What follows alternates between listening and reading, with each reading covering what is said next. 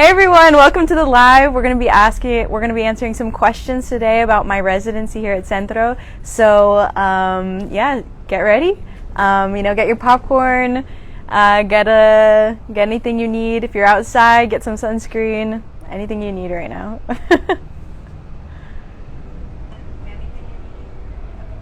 All right. And also, if you want to ask any questions for me, you can just put those in the chat, and then Anna will read them out for me, and I'll answer them.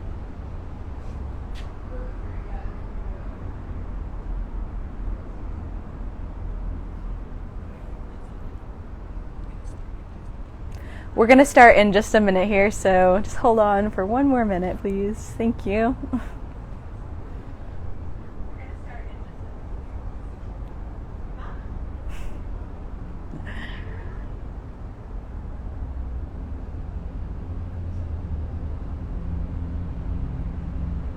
How is everyone doing today? I hope your day is good. I hope the weather is great. Hello. Here in Oregon, we're having really nice weather for the first time. It's like 70 degrees out. It's sunny, so we're sitting outside. Let us know if the traffic gets too loud. And I hope wherever you are, it's really nice today too. We got 6 people here. Cool. Okay, we're gonna get started. It's kind of crazy that like lags a little bit. Anyways, okay. Yeah. they'll take a second to hear what we're hearing. Yeah, it's crazy. But the background sounds good and everything. Great. Let's start off with let's introduce yourself. Okay. Give a little bio, just a little snippet of who Olivia is. Okay. Hello, my name is Olivia Sua. I'm an illustrator, and most of my work is in the children's book realm, and so I do children's books, I illustrate them. I haven't written my own, but right now I'm doing some titles that are going to come out are called Water Day by Margarita Engel. That's going to come out this August, so you can pre-order that right now. Another book that's going to come out next year is called Uno Más, and then I have a poetry book that's coming out as well. So all of those are titles to look forward to. And then I also just, I do other things like sewing. I love to sew. I quilt, make mobiles, and yeah, I just kind of make art that is about nature sometimes. Recently I did a piece about Haystack Rock at Cannon Beach, so yeah, it's a little bit about what about me and what I do. Yeah. Great.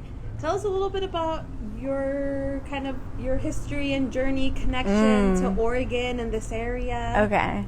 So I'm from Washington State originally, from North Bend. It's like at the foothills of the Cascade. No, not the foothills. The Snoqualmie Pass. And so I came here to Oregon for school. I went to Pacific Northwest College of the Arts in Portland. And then I just stayed, and I moved to Beaverton, and I really liked it. And so I've been living here for 6 years now. Yeah. And then tell us about, you have an interesting kind of connection to Centro, and yeah, you started here before the residency. Yes. You want to talk a little bit about your intro to Centro Sure. Cultura? Yes. So for Centro 50, I applied for, they were going to do like a bus wrap for Centro 50, and then we got in contact, me and Yasmin, and we decided that we wanted to do a poster for the 50 to like I think it was for like advertising it and for the day of, and I actually did a shirt design too, and so that is how I got to know Centro, and I discovered it, and I was so just inspired by everyone and everyone's work here, because the work that they do is so in-depth in so many sectors. There's economic assistance, there's like food boxes, there's STEM, there's things for the children, there's arts and development. There's so much, like it's really incredible what they do, and so I just wanted to be more and more involved with them, and so we've just continued to do things. We did during Hispanic Heritage Month, we did this mobiles activity for the kids at the library here. And that was like a mobile of different butterflies, and that's something that I've done on my own before, but we did that with the kids, and people were really great and very involved. And so now I'm here in the residency to explore something that I really wanted to speak on before, and I'm just so happy to be here and in the company with Yasmin and Anna today. And I just love Centro so much, so yeah, that's how I got connected to it, and like, you know, really awestruck by everything that they do, and, you know, so humbled by this all. Yeah. Can you tell us a little bit? So officially on Monday we kicked off your residency. Yeah. It goes until June 26th. Mm-hmm. Can you tell us a little bit about kind of what you're looking forward to working on, how you're feeling about being part of this residency? My that goodness. Was just a pilot last year, and right. We are, you know, working with 3 more artists this year. Yes, I saw the showcase. There was like Brisa, Michael, and Karina as the original residents, yeah. And their work was so inspiring. I watched it from like the beginning at the 50 all the way to the final, and it really gave me something to think about. How one of the themes I kind of picked out from all their work was how they were all sort of pulling from their childhoods or their early adolescence, and maybe something that they might want to change, or something that, you know, they wish they saw better, or improving, you know, just this world and our culture. And so I felt very inspired by that, and that's what kind of made me interested in doing this residency and the subject that I want to talk about. And so doing this residency, it really is such an amazing residency, like what Yasmin has come up with, just like how helpful it is for me to have like economic development. We're doing like public facing programming. I'm doing that in conjunction with Paula de la Cruz, and we're also doing one where we're doing with the kids again, the casitas artesanas, and so that one is like these little houses that are kind of typical in Colombian coastal regions, and I grew up with them in my house, so we're going to make them out of cardboard, and we're going to have that for the kids, and they're just supposed to hang on the walls. So those are all events that I'm really looking forward to doing with everyone, and just it's really great to build more community, especially as someone who like moved away from my family to like live here. It's been great to have stronger community support, and when I'm far away from my own like original community that I left, which is still there and everything, but you know, I live here now, and so I need that here as well. Yeah. On kind of the topic of community, how has your community, whether, you know, older community, new community that you build, been a kind of a source for you in your artwork, or a connection to your artwork?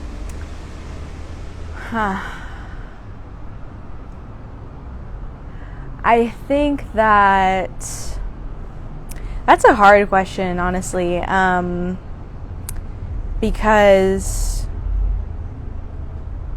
well, I guess it's not really. I think that the subject that most often I do in my art is kind of painting and drawing people, and I think that's like a reflection of my study of people and my love of people, and I feel like for doing children's books, you know, that's something that you need to be really good at. And so yeah, like I just really am drawn to people and capturing people in art, and I just love, you know, doing all sorts of different people and different styles of clothes and everything. So I think in a strange way it is sort of connected, but you know, some of the things I do outside of my own like practice and my own children's books are more like directly community impacted. Like I have a women's group, and so those things are, maybe they're not exactly art, but you know, they're in line with it. So yeah, definitely that one's a difficult one. Yeah. In line with that, I mean, how does your kind of personal identity and yourself play in your art? I think that when I first started like using cut paper, that was in 2019. Like I really started to like, that was when I was doing my thesis for college and everything, and I really started to like dive deeply into who I was, and like think about my home where I grew up, and think about the art that was like on my walls, and think about, you know, my family. And that really brought me to this place where I wanted to use these icons and these arts that I had seen growing up, like the casitas and, you know, just like tapestries. And we had this giant like painting of a botero, like the Colombian painter. It was a nun, and it was actually very creepy. It would be in our living room, and like the eyes would kind of like follow you. But my dad, he still has it in his house, and it's got these big nun, I don't know what they are, I don't know. But so we always had that like big Colombian influence of art in our house, and just all these like things. I don't know, I think both my parents collected them, and so when I was doing my thesis, I really started to think about that, and pull that into my current work. And I came up with this, I don't know, it's just really, I guess, influenced my work, and it took it into a more symbolic place as well. Yeah. I mean, kind of, it's just, you know, Yeah. following that train of thought there, what else kind of inspires your art? What do you feel is a source of inspiration? I really do enjoy nature. I grew up in North Bend, and so that was kind of a little bit rural, and I lived kind of like out in the mountains, and so we had like a big forest in the backyard, and we'd just go and play in there and make forts and stuff. So I do think that like just like being observant of nature and just being immersed in nature is like a big part of my art. And just I do really like nature. I think that's one thing that gets captured in there. And then just like I always say, someone said, my Taylor, my agent, she said that my art is very surrealist, and I really, that was like the perfect word to use, because I never thought of it that way, that I take something that's like very natural, like the, you know, something, I'd like to think of it, it's like natural surrealism. It's like giant mountains and something like that, you know, it's natural, it's not so crazy, but yeah. Yes. Did I answer everything? Okay. You're doing great. I mean, I feel like some of these questions kind of overlap with things you've been saying, so it's totally okay if an answer is a little shorter. We did have a question here of just kind of when did your passion for art begin? And I feel like you've touched on it a little bit, right? But I'd love to dive into it a little bit more. Oh my God. I think like my whole life I've really been loving art. But I think I took it really seriously when I was 16. I was doing like a lot of like heavy sports and everything like that, and then I was like, okay, I don't want to do this anymore, so I stopped doing that, and I started just like really focusing on who I wanted to be and who I wanted to change to be. And so I ended up going to community college.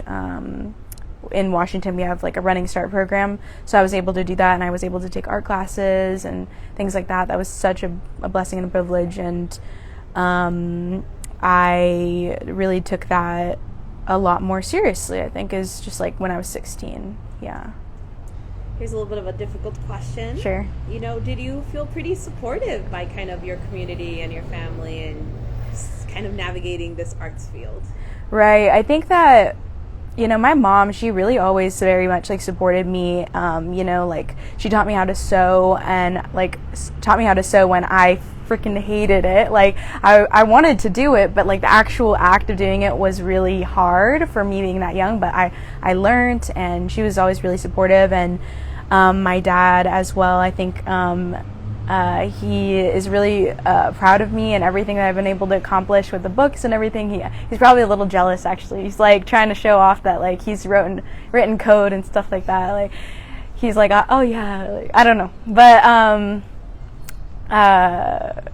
I think that there's times when they weren't supportive, but I think they just had like some expectations of me to like get scholarships and stuff, and that way, like, you know, it's definitely sometimes difficult to make a living doing this, and there's always practical steps that you can make to be able to do this kind of life or this kind of career. And so they had those expectations for me, and I did that. And so then they were like, okay, she's very serious about it. This is what she wants, so we'll let this go forward. Yeah. And what are some of the big challenges you've had to overcome while making art? I think this is the interesting thing is like when I was like first starting out, a lot of my portfolio was really like just geared towards like the Latin audience, and like I was applying for different agencies and stuff like that, and like there really wasn't a place for that type of work until I found Full Circle Literary, because they really just do a lot of work with Latin writers, Latinx writers, and illustrators, and all sorts of different people. And so I was very lucky to find my footing there, to find a place where there was a space for that kind of work and for that type of books to be out in the world, because I don't have like the statistic off the top of my head, but it's pretty bad like how undiverse the children's book industry can sometimes be, and so doing this is doing the books that I've been in conjunction with the authors is one step forward in that process. Yeah. Kind of in line with just like some challenges you might face, do you face mental blocks when it comes to your art? And if so, how do you move past them? I think the biggest thing is just like comparison, and like just looking like up other people's Instagrams and be like, oh, this art is so cool, like look at what they're doing, like it's so beautiful, I admire this so much. And then like look at my own art and be like, it's not very good in comparison. So the comparison you really have to put to the side, because it's not helpful. It just really isn't. Everyone has their own thing that they're good at, and so I don't know, just like that's probably the biggest thing. And then like just comparison, and putting aside any ego about trying to be really crazy about being good. I don't know. Yeah. With that kind of thought, what advice would you give yourself? What advice do you... Wait, can I read this correctly? If you could give yourself advice when you were just starting out as an artist, what would it be? I'd say loosen up.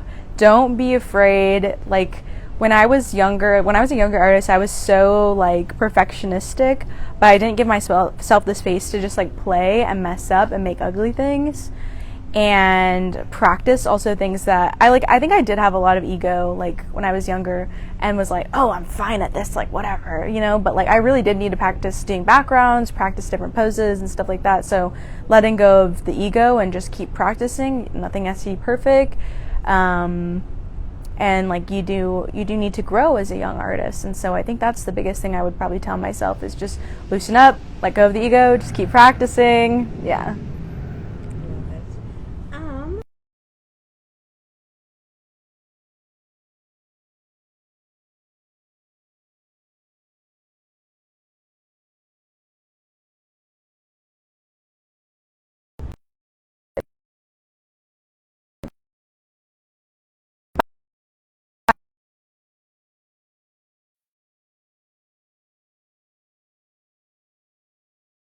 Have like 2 other cats. I hope I have the other Siamese that I want. Yeah. I want 2 other Siamese. Yeah.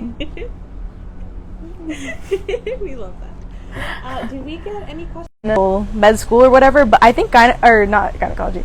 I was honestly I would probably become like a dermatologist, or done something in like the OBGYN department, like maybe nursing in that department, because I just find those fields really interesting. And I think like nursing would have been really fun, very hard, but also like something that I would have been interested in, because I am interested in like healthcare and the health industry. So yeah, that would have been the other thing I might have gone into, or maybe something outdoors.